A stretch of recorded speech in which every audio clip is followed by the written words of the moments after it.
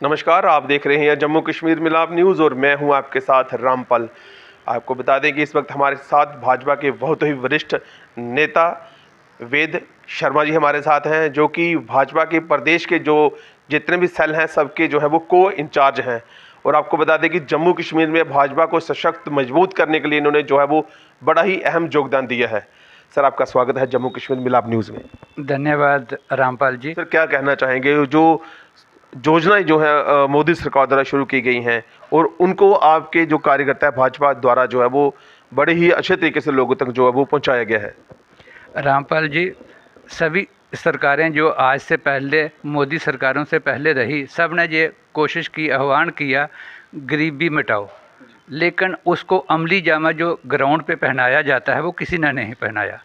लेकिन जब 2014 में हमारे आदरणीय प्रधानमंत्री मोदी साहब आए, उन्होंने इस तरीके से ऐसी स्कीमें गरीबों के लिए चलाई, जैसे अन्न धन, हर घर में राशन पहुंचाना कोविड के टाइम पे हो गया, किसान निधि योजना हो गया, ऐसे ही जो स्टूडेंट हैं उनके लिए अलग से योजना हो गई, महिलाओं के लिए अलग से हो गई, गरीबों के कल्याण के लिए आयुष्मान जो सबसे बड़ी एक अहम वो है कि कोई भी बीमार हो जाता था उसकी बाकी जगह पे तो खाली जो बिलो पॉवर्टी लाइन है उनका ही बीमा होता है, लेकिन जम्मू कश्मीर में जितने भी लोग हैं, चाहे वो किस भी कैटेगरी के लोग हैं, सबके लिए वो एक देना। तो ये सारी जो चीज़ें नीतियाँ लाई गई हैं, इससे गरीब काफ़ी ऊपर आए हैं।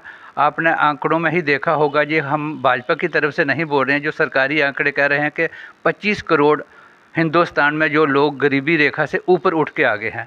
अभी तक 70 सालों में कभी ये नहीं हुआ था कि गरीबी कम हुई है, लेकिन पिछले 10-11 साल में 25 करोड़ लोगों का बिलो पॉवर्टी लाइन से अपर आना एक दर्शाता है कि जो हमारी स्कीमें हैं वो ग्राउंड तक गई हैं और गरीबों को उनका बेनिफिट हुआ है।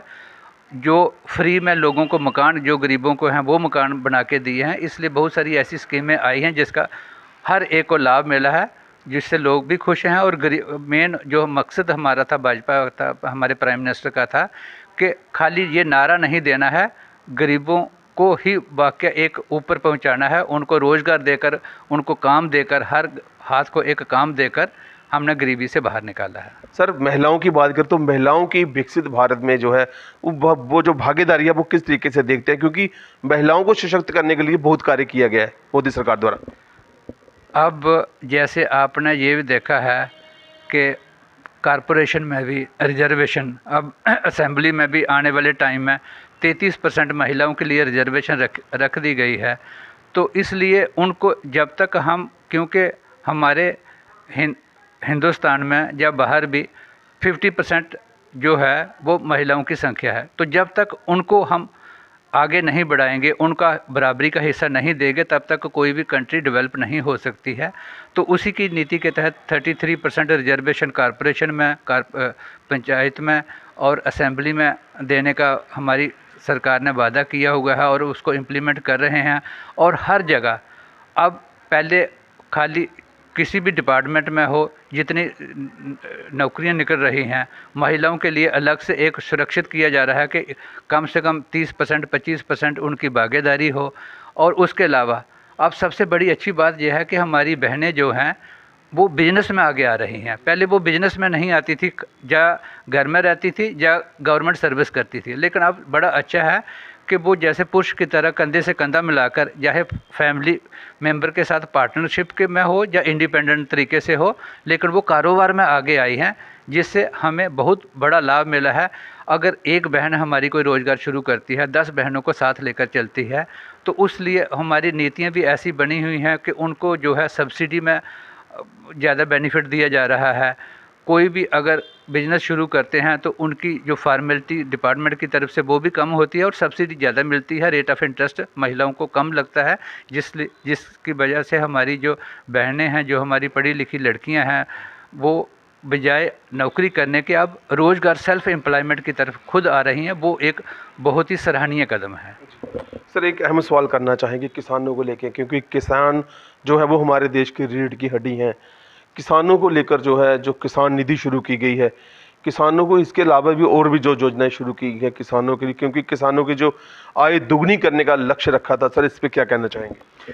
पहले नंबर पे तो ये है कि हर 4 महीने के बाद 2000 की उनके ऑटोमेटिक उनके अकाउंट में पैसे चले जाते हैं। साल में 6000 रुपया ऑल ओवर इंडिया में कहीं भी हो गए, किसी रेवेन्यू डिपार्टमेंट में उनको जाने की ज़रूरत नहीं है। जो भी रजिस्टर उसमें हुए हैं किसान, वो है। उसके अलावा उनको ऐसे खाद में सब्सिडी दी जा रही है, और जो बिजली के बिल हैं उसमें उनको सब्सिडी दी जाती है।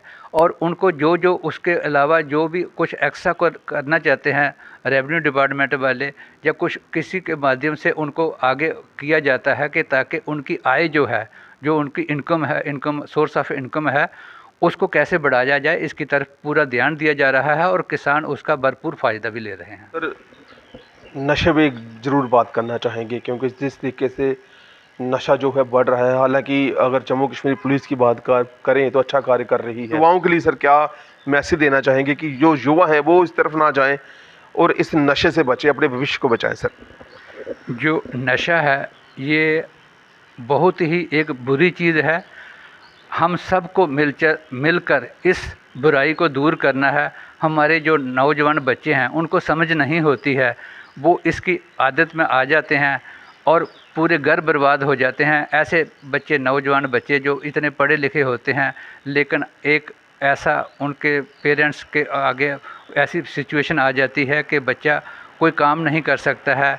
तो इसलिए हमें सब समाज को मिलकर, सिविलियन को मिलकर, पेरेंट्स को मिलकर बच्चों के सपोर्ट के साथ आना चाहिए और डिपार्टमेंट पुलिस के साथ आना चाहिए। तो कहता हूं कि उनको फांसी तक दे देनी चाहिए, ताकि एक मैसेज जाए कि जो भी ड्रग्स में इन्वॉल्व होगा, डायरेक्ट या इनडायरेक्ट, अगर डायरेक्ट होगा तो उसको फांसी दे दो, जो इनडायरेक्ट होगा उसको भी कड़ी से कड़ी सजा दो, ताकि एक डर, एक खौफ का माहौल हो कि इसके साथ इसको, मतलब अगर हमें किसी को ये पता है कि वो ड्रग्स में इन्वॉल्व है, तुरंत उसी टाइम पुलिस को हमारा काम है कि बताना, ताकि हम मिलजुल कर इसका समाधान कर सके। और इसका यही एक है कि लोगों का सहयोग इसमें चाहिए, और इसमें जो रूल हैं वो कठोर से कठोर बनाने चाहिए, ताकि एक डर का माहौल हो।